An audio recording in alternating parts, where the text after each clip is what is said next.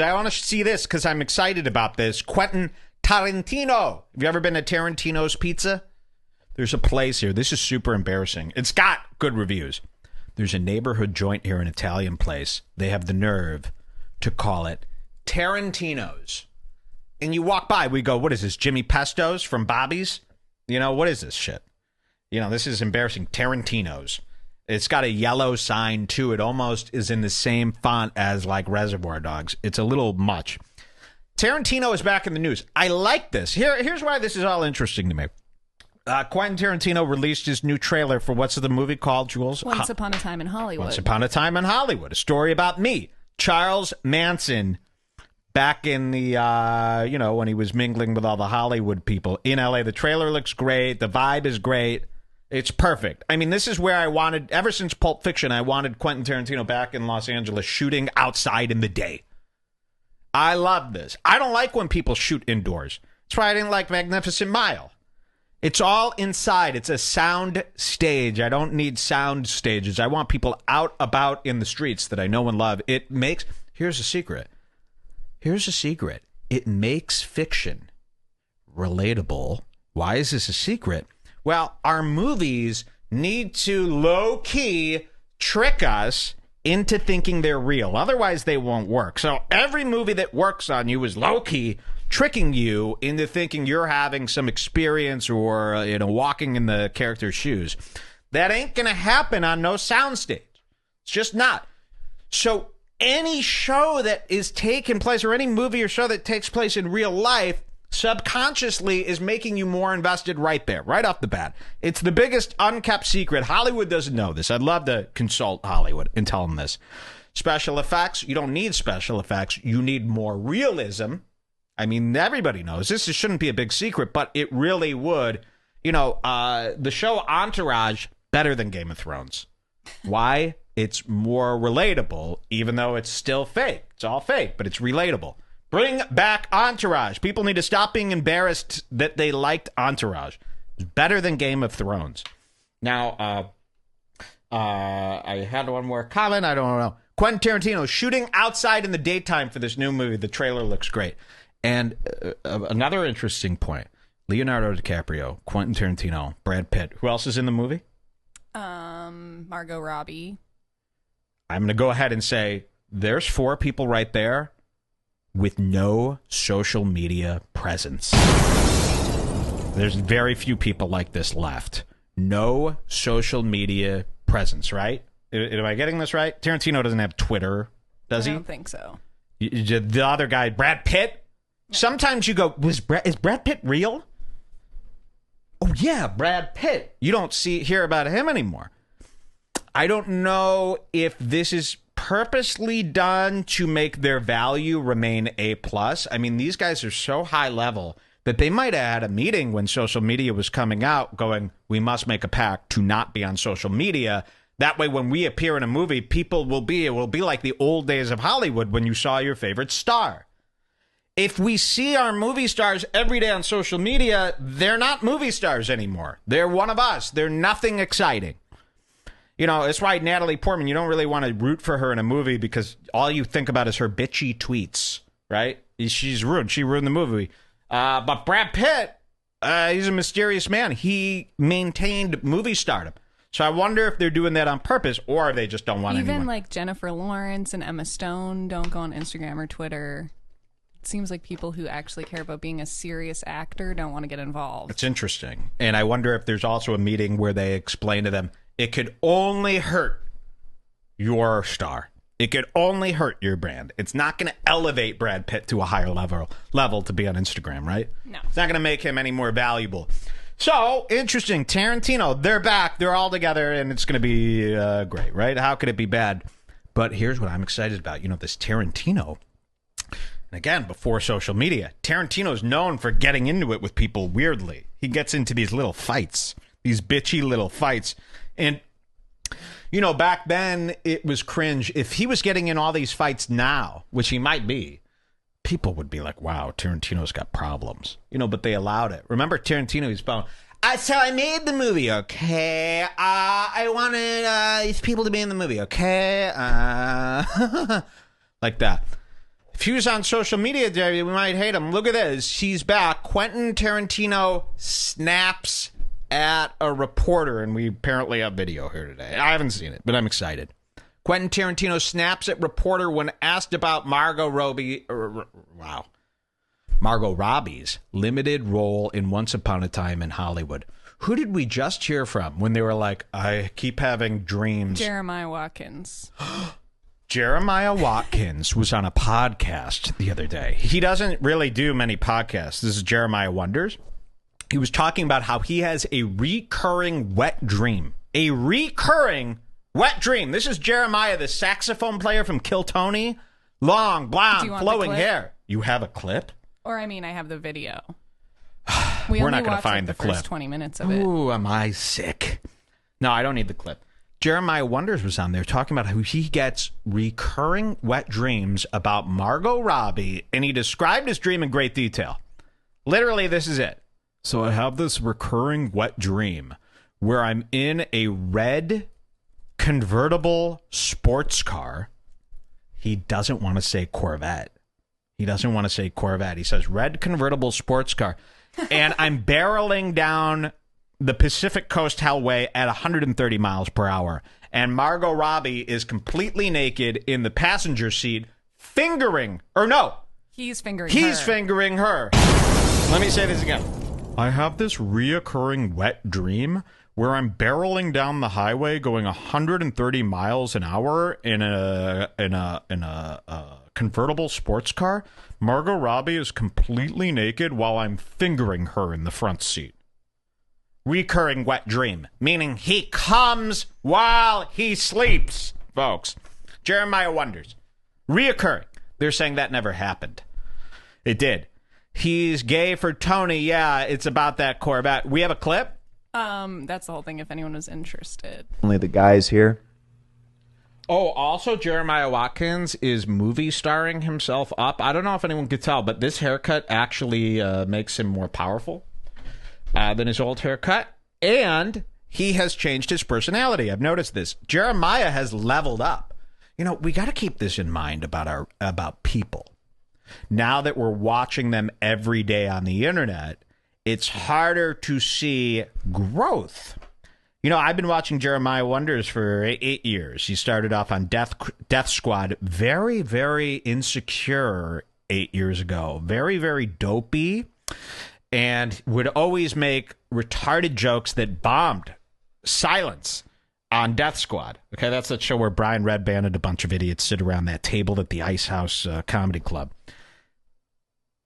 I watched him yesterday. I haven't seen him in a while. He's on this podcast. He's figured out a way to clean up his act here. He still says all those same retarded things, but at the end of every retarded thing, he gives himself a little laugh and a look. He kind of goes, woo. Let's see if he does it. Here, let's see if we can catch him. And I go, wow, that's an add-on. Here, we're going to see him do it. I go, wow, that's an add-on. So we found out I've got all these goofy things to say, but if I look insecure and quiet after I say them, they bomb. If I do this goofy little laugh, it'll work. He learned practice, added it on to his personality, fixed his personality up by about 75%. I've never seen anything like it. So people are able to get better. Watch this. And there it is. Looks like a confident guy to me. I don't know. All right. He's jacking people off. Jeremiah Wonders. Retardo Horrendez, they're calling him. Wow. He can't be in a strip club. He can't be a star with that beak. Yeah, tell that to Adrian Brody, his look-alike. Okay. The talented Mr. Ripley, I don't know about that. Learn, practiced.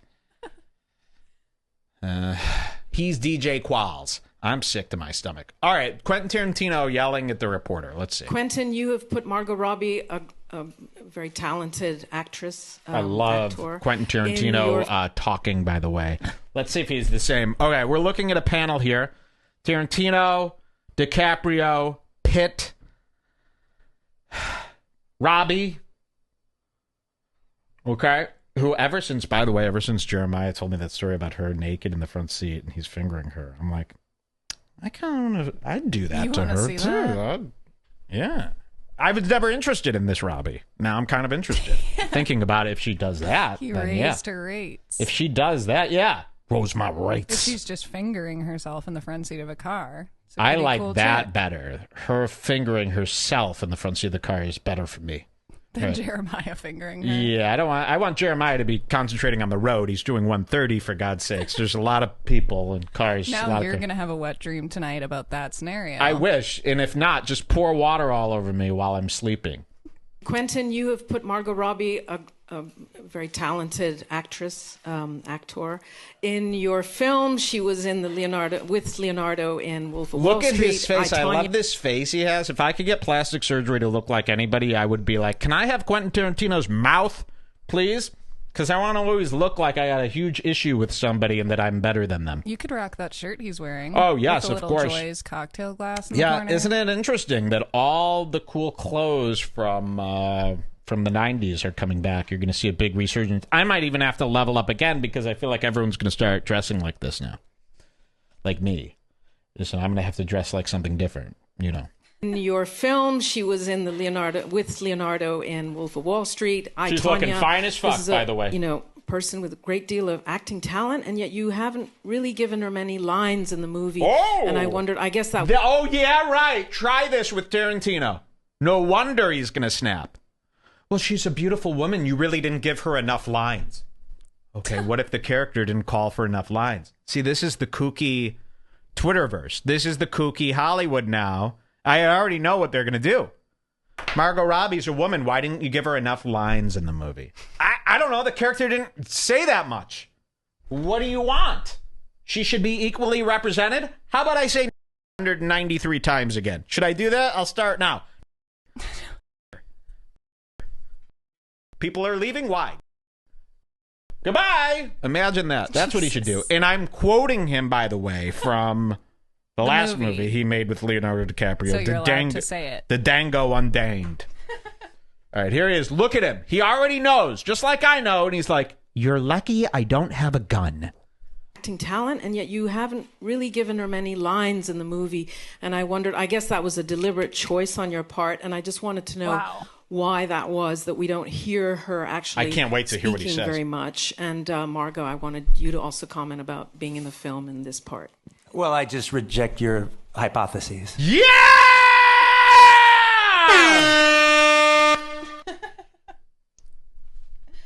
Perfect.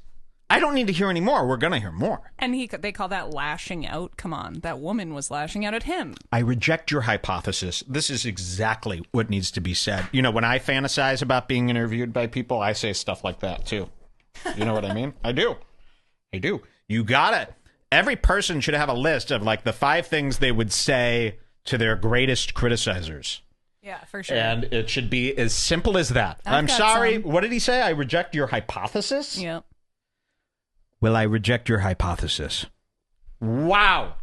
Smoked her. No one could argue with that, but let's hear the rest. This is great. Man-spreaded. Yes, I love him. They're saying great line. I love him. What a shitty question. I reject. Yes. In the film in this part. Well, I just reject your hypotheses.